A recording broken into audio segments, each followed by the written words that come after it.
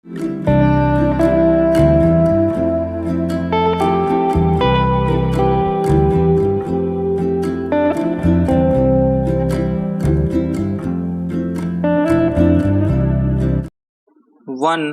2, 3 start. अध्यक्ष महोदय, मैं आशा करता हूं कि इस सदन के लिए यह अंतिम अवसर होगा जबकि इस संविधान में इस आधार पर यह संशोधन करने का अवसर आया है। इसलिए मैं आशा करता हूं कि इसकी जड़ में जाने के लिए हमारे सदन को और सरकार को एक हिम्मत होगी। हिम्मत की बात मैं इसलिए कह रहा हूँ कि हम में से अधिकांश लोग इसी समाज में आते हैं और हम जानते हैं कि जिनके हाथ में संपत्ति है उन्हीं के द्वारा यह अछूत और छूत का रोग फैला हुआ है। यह वर्णाश्रम धर्म नहीं है, हमारे यहाँ यह धनाश्रम धर्म है, संपत्ति पर आधारित है और इसके लिए मैं इतनी ही आशा कर लेता हूँ कि आज अभी जो देश के विभिन्न भागों में जमीन कुछ हाथों में केंद्रित है, जब तक जमीन के एकाधिकार को हम नहीं तोड़ सकेंगे, जो कुछ लोग सैकड़ों और हजारों एकड़ रखे हुए हैं, जिनमें अधिकांश सदस्य भी इस सदन में सम्मिलित हैं, तब तक यह समस्या हल नहीं होगी। इसलिए मैं यह कह रहा हूँ कि सदन को भी हिम्मत होगी कि आज जिस तरह से हमने लगभग एक मत से इसको स्वीकार किया है, भूमि सुधार का प्रश्न जिसकी चर्चा उठी है और हम उठाएंगे कि जो जोतने वाला है, जो खेत पर मेहनत करता है, जिसमें 100% हरिजन तो हैं ही, आदिवासी भी हैं, तो जो मेहनत करता है जमीन पर उसका अधिकार होगा। सदन को यह हिम्मत होगी कि वह इस चीज को करे।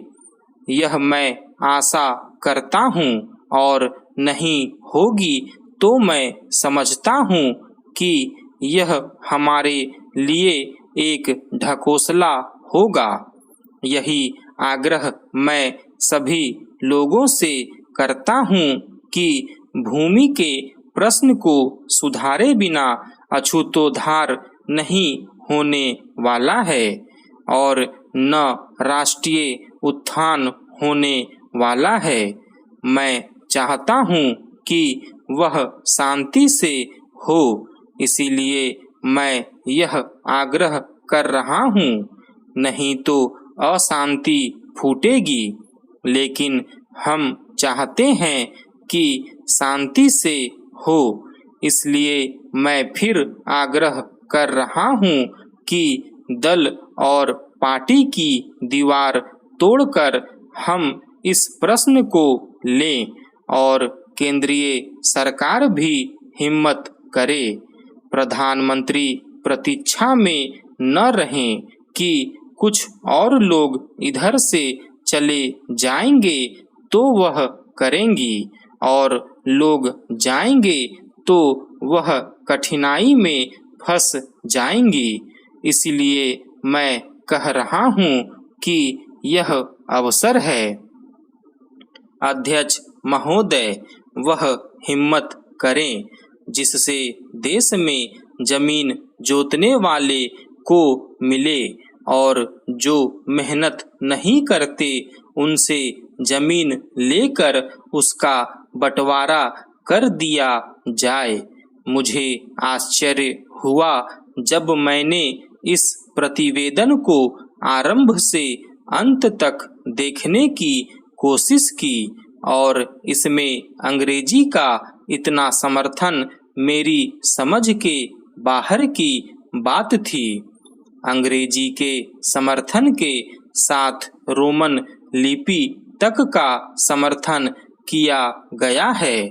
जब हमारे संविधान में देवनागरी लिपि को राष्ट्रीय लिपि माना गया है और आज भी हिंदी देवनागरी लिपि में लिखी जाती है, मराठी देवनागरी लिपि में लिखी जाती है, अन्य भाषाएं अपनी अपनी लिपि में लिखी जाती है।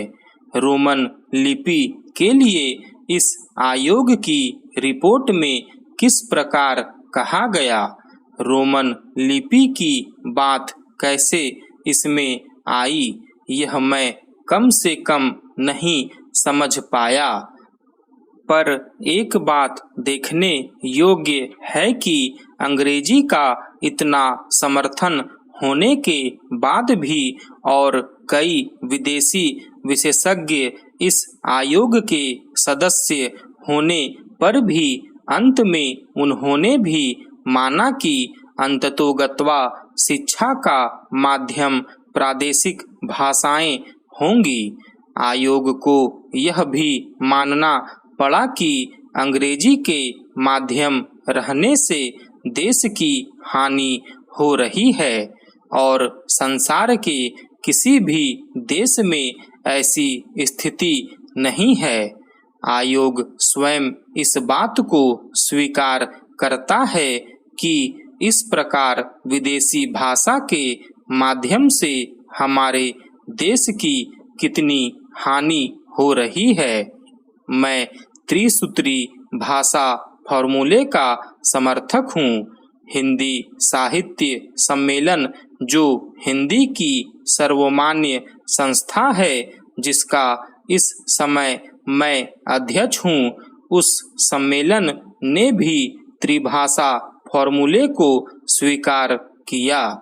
यद्यपि हम यह उचित समझते थे कि द्विभाषा फॉर्मूला रहता, एक मातृभाषा और दूसरी राष्ट्रभाषा, लेकिन हमें इस बात का भय था कि यदि द्विभाषा फॉर्मूला रहेगा तो मातृभाषा और अंग्रेजी रहेगी।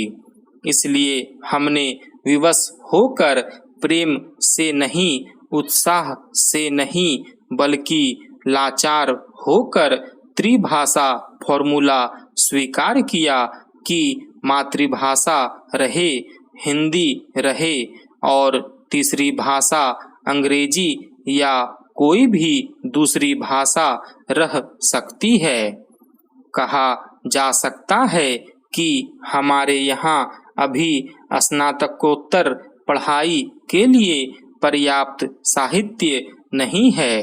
बड़ी गलत बात है यह। अभी सरकार के द्वारा ही कुछ महीने पहले यहाँ पर एक प्रदर्शनी हुई थी।